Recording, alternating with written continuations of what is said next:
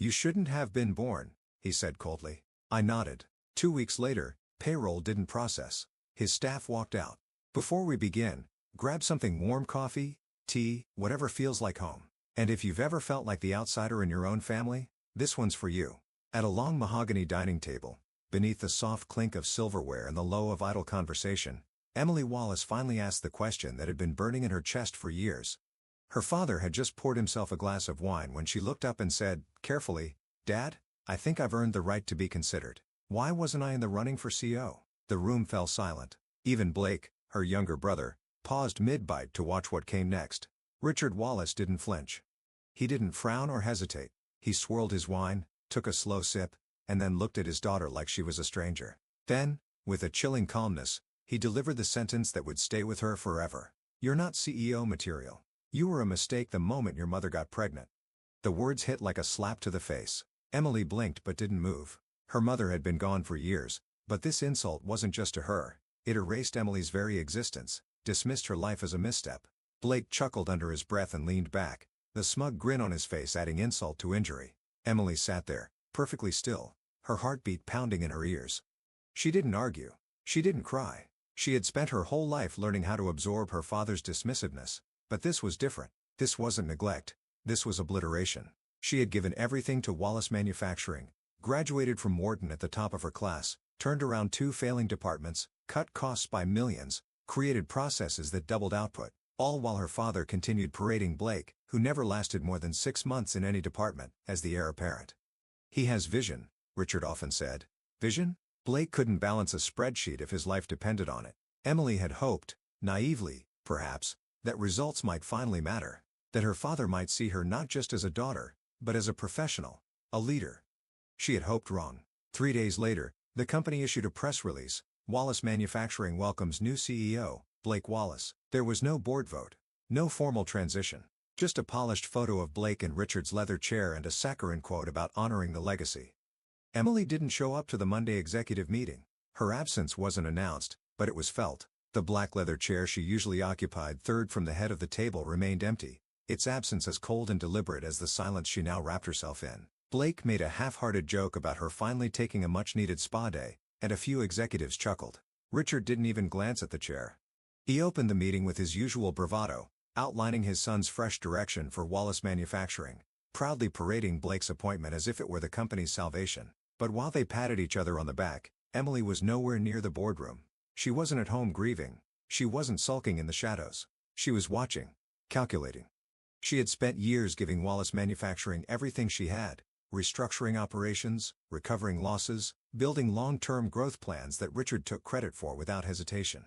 And now, after being dismissed not just as an executive but as a daughter, she knew better than to confront him with emotion. She knew men like Richard didn't respect noise. They respected power. So Emily went silent. No emails, no phone calls, no updates on shared platforms. Her calendar was cleared, her desk untouched. Even her assistant didn't know where she had gone. It was as if she had evaporated, but behind closed doors, she was moving faster than she ever had in her life. The truth Richard had never bothered to learn, perhaps because he never thought she was worth paying attention to, was that Emily wasn't just a part of Wallace Manufacturing. She was its lifeline. Hidden behind layers of estate planning and legal anonymity was the fact that Emily, through a trust fund established by her late mother, was the primary financial backer of the company, and not in a symbolic way. She controlled 52% of the company's funding through structured capital infusions, funding that had kept the business afloat during economic downturns and expansion slumps. It had always been there, sitting quietly in the background, just like her. She had never used that authority, never flaunted it. It was her mother's legacy, and Emily had honored it with humility. But now, that restraint was over. The trust gave her full authority to continue, adjust, or immediately suspend all financial support. No board vote required. No oversight from Richard. It was ironclad. Emily had the power to choke Wallace Manufacturing at its core, and she was ready to use it. She began with the numbers. In her private home office, she contacted a trusted third-party forensic accounting team, experts she had worked with in past ventures and kept on standby. She granted them secure access to internal records, pulling data directly from the source, bypassing company channels Richard likely assumed were loyal only to him. Within days, she had the results. What she found was worse than she imagined. Blake had been signing off on large contracts with vendors that didn't exist, dozens of them. Overpriced consulting fees to shell companies registered in the Cayman Islands. Inflated supply orders with no corresponding inventory. Tens of thousands bleeding out monthly into accounts that led nowhere. His digital signature was on every approval. In one particularly bold move, Blake had approved a $2,100,000 marketing campaign through a newly formed company run by one of his college drinking buddies. The campaign never launched. The company disappeared 3 weeks later. But the most damning part? Richard had countersigned several of the transactions. Whether through willful ignorance or complicit approval, her father had allowed this rot to spread. He had appointed a fraud to run the company and either didn't notice or didn't care as it began to collapse from the inside. Emily stared at the compiled reports, transaction logs, bank trails, screenshots of internal emails, and felt no surprise, just confirmation. She had always known Blake wasn't capable, but now she had proof that he wasn't just incompetent, he was dangerous. And Richard, in his blind loyalty and ego, had enabled it all. She could have ended it right then. She could have marched into the next board meeting, dropped the files on the table, and watched them both burn. But she didn't. Emily knew timing was everything. She wanted the fall to be slow, inevitable, and public. She wanted her father to feel the weight of every poor decision, every condescending remark, every time he had called her a mistake. So she waited. She instructed her legal team to pause all disbursements from the trust, citing a review clause that allowed temporary suspension in cases of financial mismanagement. Quietly, without fanfare, she turned off the tap. If you loved this story, don't forget to like and subscribe to our channel. Your support inspires us to bring you more heartwarming stories almost every day. Thank you for being part of our community. See you in the next one. 2 weeks passed. Inside the towering glass headquarters of Wallace Manufacturing, the mood had shifted from celebration to confusion. At first, it was little things: reimbursements delayed, vendor payments processing longer than usual, whispers from HR about a pending issue with employee health coverage. But on the 14th morning, everything cracked open at once. Not a single employee saw their paycheck land in their bank account. Direct deposits failed. Paper checks were returned. Overnight, the company's entire workforce, from senior executives to factory line workers, realized something was deeply wrong. Calls flooded the accounting department. Emails poured in from regional managers. Union representatives started circling. Vendors called to report unpaid invoices, some dating back 6 weeks. One logistics provider threatened to halt shipments entirely unless they were paid within 24 hours. Within hours, the HR director discovered employee benefits had been frozen. Health insurance access was suspended. Dental and vision coverage showed inactive on provider portals. By noon, panic was spreading across every floor of the company. The factory in Illinois, the company's main production hub, shut down operations by 3 p.m. Employees refused to work without confirmation of pay. Team leads walked off the floor. Supervisors locked the warehouse gates, citing legal liability. No one could explain what was happening. At 3:16 p.m., Richard Wallace stormed into his CFO's office like a hurricane. He slammed the door so hard the glass panel rattled. "What the hell is going on, Dan?" he barked. Dan Levinson, a man who had spent the last 20 years balancing Richard's chaos with cold precision, looked up from his screen, pale and sweating. He gestured for Richard to sit, but Richard remained standing. "Payroll didn't go through. Vendors are calling. HR says benefits are frozen. You want to explain that to me?" Richard shouted, voice rising with every syllable. Dan rubbed his temples, then turned his monitor toward Richard. "I've been trying to figure that out all morning," he said, "but it's not an internal error. The money was never transferred. The operating accounts were never funded for the cycle." "What do you mean they weren't funded?" "They're always funded. That's the entire point of the trust." Dan hesitated. Then, reluctantly, he clicked open an email and pointed to a message from the firm managing the trust account. Richard leaned in to read. As his eyes scanned the text, his face flushed. As per Provision 7.4b of the Wallace Family Trust, all financial disbursements have been temporarily suspended effective immediately, pending a formal review by the primary investor. No timeline for reinstatement has been provided. The blood drained from Richard's face. "What the hell does that mean?" he asked, voice lower now, brittle. Dan looked at him, eyes heavy with dread. "It means we've been cut off. The primary investor, the one funding over half of our operating capital, pulled the plug, and we can't touch any of the reserves without violating the agreement." Richard took a step back, gripping the edge of Dan's desk. "Who the hell is the primary investor? Some hedge fund? A competitor? I want names." Dan shook his head. "They're protected by confidentiality. It's all managed through blind legal entities, remember? You signed off on that years ago." Richard's mind raced, his pulse pounded in his ears. Someone was sabotaging him. Someone with deep pockets and perfect timing. And it had to be personal. "This is a hostile move," Richard growled. "Someone's trying to take control. This is extortion." Dan didn't respond. Across the company, things were unraveling fast. By the end of the day, 3 senior engineers had resigned. 2 regional directors followed. Operations leads were drafting notices of breach. The company's largest supplier placed a hold on all future shipments. Internal messaging channels were filled with worried employees asking if they were still employed. And through all of it, Richard refused to believe the truth. To him, this had to be the work of a greedy outsider, a corporate raider, some faceless vulture circling the company, sensing weakness and striking now that Blake was at the helm. He imagined a former investor, a rival firm, anyone but the one person he had dismissed, insulted, and cast aside. Not once did he consider that the hands tightening around his empire had once been the same hands quietly holding it together. Not once did it occur to him that the primary investor was his own daughter. The emergency board meeting was scheduled within 24 hours. Richard, red-faced and restless, had demanded it personally.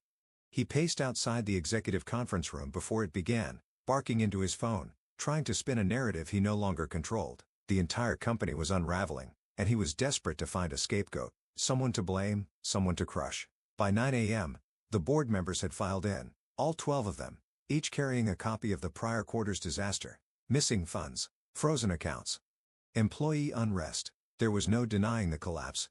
They had all seen it coming from the edges, but now it was at their feet. Then, the last person entered the room.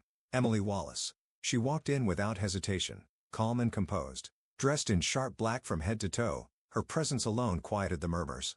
She carried no laptop, no documents, just a leather folder tucked under one arm and the kind of poise that made people sit straighter. Richard's jaw tightened the moment he saw her. Blake, seated beside him in a tailored suit too big for his shoulders, rolled his eyes with an audible sigh. Emily didn't sit at the far end of the table like she used to.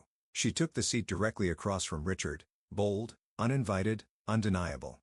Richard was the first to speak. "This meeting is to address the financial sabotage currently destabilizing Wallace Manufacturing," he said, voice clipped. "Someone is attempting a hostile takeover." "I'm not here to listen to conspiracy theories," Emily interrupted coolly. The board shifted in their seats. "I'm here," she continued, her voice steady, "because I am the individual who suspended the funding." Silence fell like a hammer. "I own 52% of Wallace Manufacturing through the Wallace Family Trust," she said. "A controlling interest. The funding you relied on for payroll, benefits, vendor payments, and R&D, all of it came from my shares in the trust.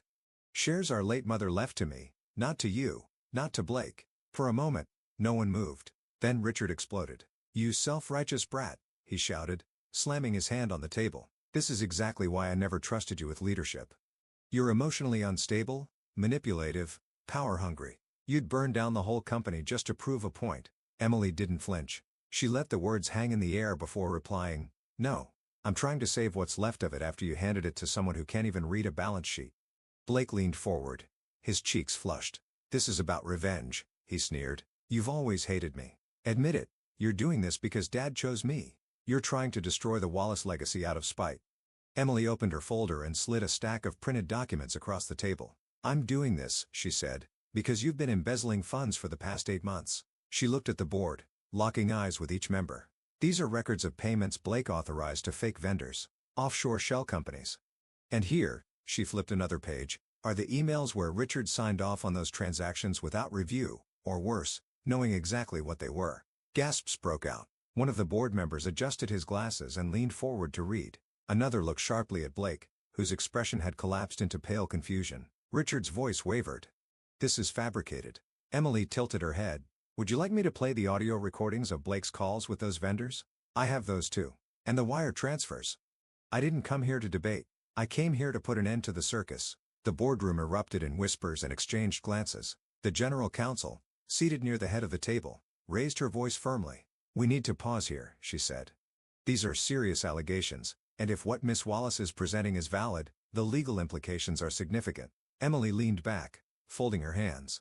The general counsel turned to Richard and Blake. "Given the severity of this evidence and its potential to affect investor confidence, I recommend both of you step down from your positions temporarily, until a full independent investigation is conducted." Richard stood, face crimson, eyes locked on Emily with rage and disbelief.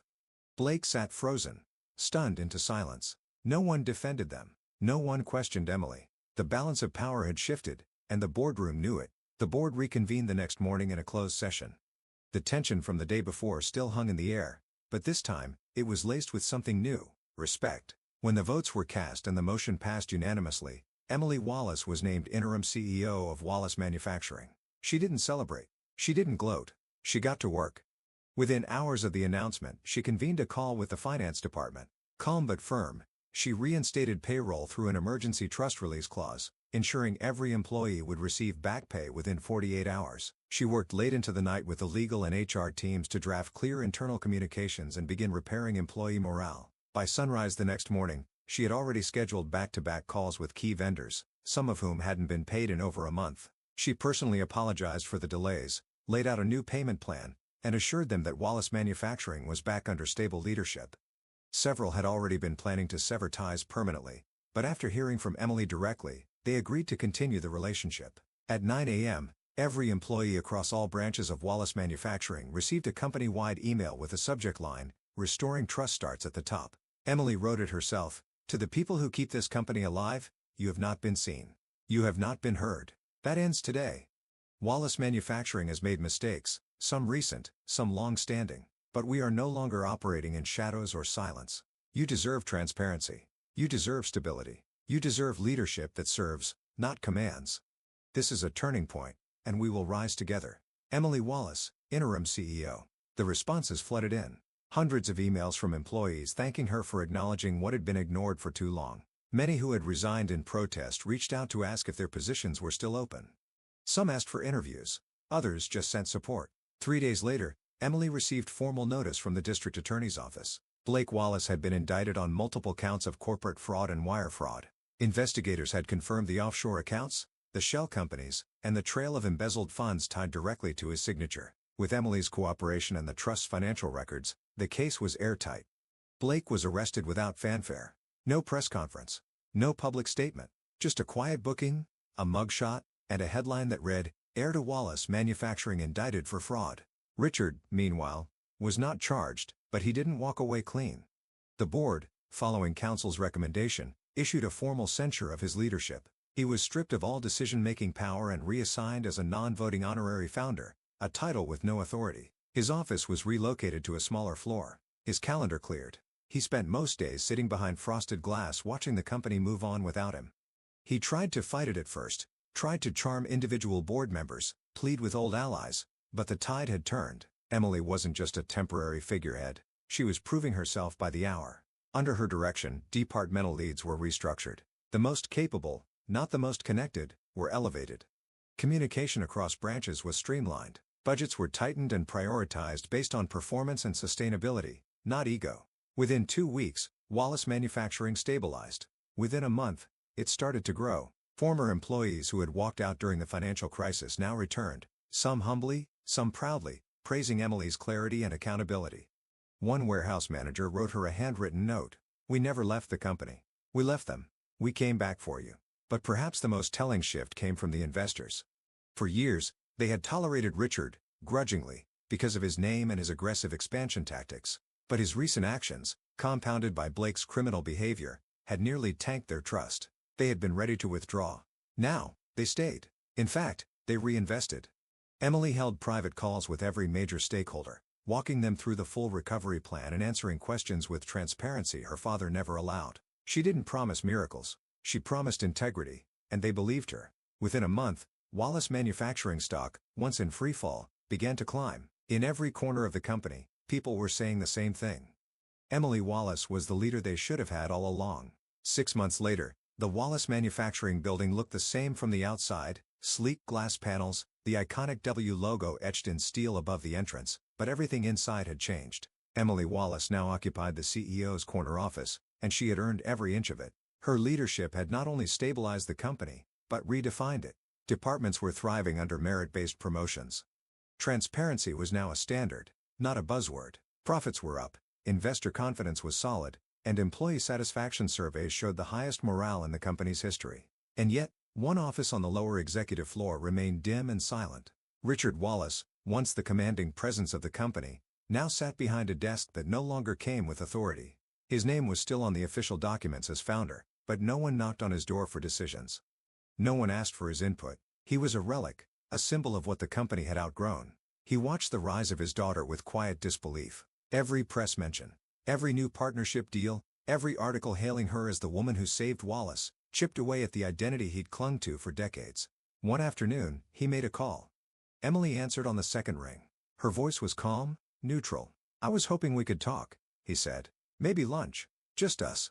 There was a long pause before she replied, "All right, tomorrow, noon." They met at a quiet restaurant downtown, one he used to take clients to, back when his word moved markets. He had already arrived when she walked in, dressed in navy, every movement composed, assured.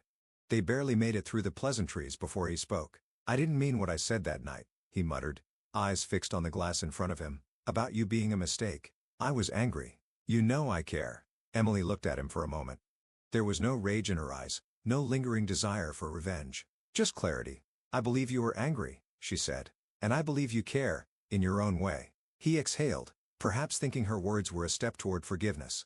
But then she leaned in slightly and added, "You also believed I wasn't enough. And that belief shaped every decision you made about me, about this company, about Blake." Richard flinched, just slightly. "I spent years chasing your approval," she continued, "but I don't need it anymore. You taught me what not to be. For that, I'm grateful." She folded her napkin, stood, and offered a small, courteous smile. "I wish you peace, Dad." Then she walked out, heels clicking against the marble floor, never looking back. Richard remained at the table, his hand still wrapped around his untouched drink, surrounded by the silence of a man who had finally realized he'd lost something he could never buy back. Upstairs, in her office flooded with natural light, Emily stood before a wall of floor-to-ceiling windows. The city stretched out before her, full of possibility. She had been called a mistake, but that didn't break her. It built her. The story delivers a powerful message about self-worth, resilience, and rising above being underestimated. Emily represents not only intelligence and capability but also serves as a symbol for anyone who's ever been cast aside due to gender bias or family favoritism. Instead of lashing out, she chose strategic silence and fought back with strength and wisdom. The story reminds us that validation doesn't need to be begged for. It's earned through results and integrity. It's also a wake-up call to those who judge others through prejudice or personal bias. Sometimes, the mistake you dismissed is the one holding your future in their hands. And ultimately, the most powerful message is this: being called a mistake doesn't mean you have to live like one. It can be the fire that turns you into the best thing they ever lost.